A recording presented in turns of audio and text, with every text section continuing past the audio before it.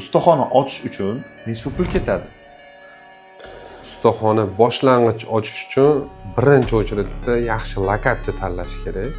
Ya'ni o'sha texnika olamiga yaqinroq zona bo'lishi kerak. Harakat ko'p, odam gavjumroq joy bo'lishi kerak. Boshlang'ich ustaxona ochayotganlar uchun aytaman. Va instrumentlar. Ya'ni eng keraklilarini sanab beraman. Asosiylari mikroskop, fen, payalnik, blok питания, tester, telefonni ekranini ochib yopadigan instrument, atyorkalar va ekranni qizdirish uchun pechkasi bo'ladi. O'sha narsalar eng asosiylari bular. Ya'ni bularning rasxodi bo'lsa bir $600-700 bo'ladi umumiy.